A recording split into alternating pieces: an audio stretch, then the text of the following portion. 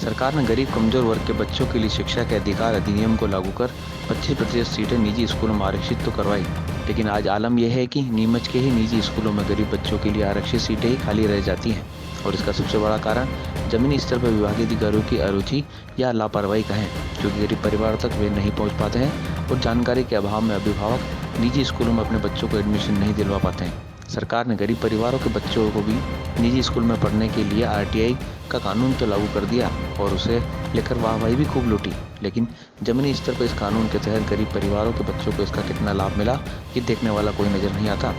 देश प्रदेश की तो ठीक, लेकिन अकेले नीमच में ही पिछले 3 वर्षों के आंकड़े RTI के तहत एडमिशन को लेकर देखें तो वर्ष 2016-17 में 2926 आरक्षित सीटों में से मात्र 953 ही एडमिशन गरीब बच्चों को मिले हैं,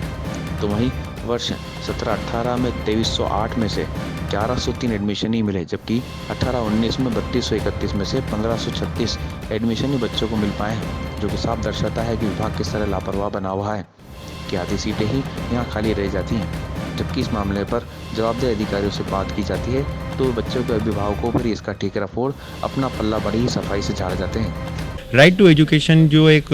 माध्यम है, जो शिक्षा की एक अनिवार्यता है कि गरीब बच्चों को भी वही शिक्षा मिलना चाहिए जो संपन्न बच्चों को मिले, परंतु कहीं ना कहीं ये प्रशासन की या जिला शिक्षा अधिकारी या इनकी पूरी टीम की ये कहें कि एक गंभीर अनियमितता भी कह सकते हैं और एक चूक भी कह सकते हैं कि समय समय पर इनके द्वारा इस संदर्भ में किसी प्रकार का निरीक्षण नहीं किया गया। आज हम यहाँ देखें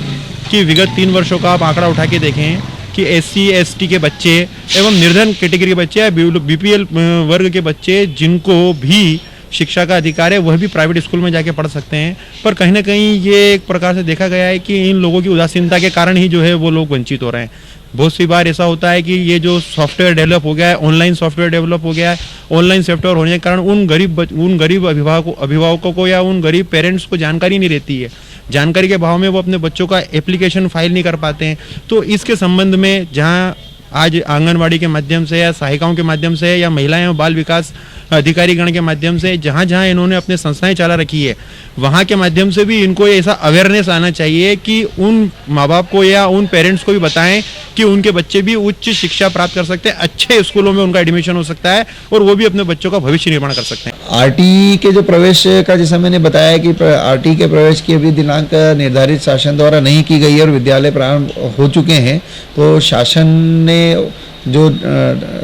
तिथियां निर्धारित की जाती है वो जनवरी-फरवरी में कर देना चाहिए। ये जो मामले इस प्रकार के होते हैं कि आप जनवरी-फरवरी में उसका निर्धारण कर दें ताकि लोग समय पे अपने बच्चों को, क्योंकि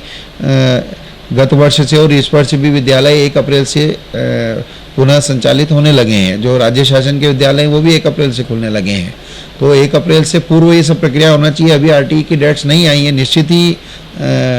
बच्चों को जो अभी पढ़ाई हो रही है, जो निःशुल्क प्रवेशित बच्चों को उस पढ़ाई का नुकसान होगा, लेकिन मैं अशासकीय विद्यालयों की तरफ से तो मैं आश्वस्त कर सकता हूं कि हम लोग अगर बच्चा देर से भी प्रवेशित होगा तो उसको जो भी भरपाई होगी उसको अच्छे से अध्ययन करवाएंगे। अब देखिए, सीटें अलॉट राज्य शिक्षा केंद्र से होती हैं, ठीक, लॉटरी के द्वारा निकलती हैं।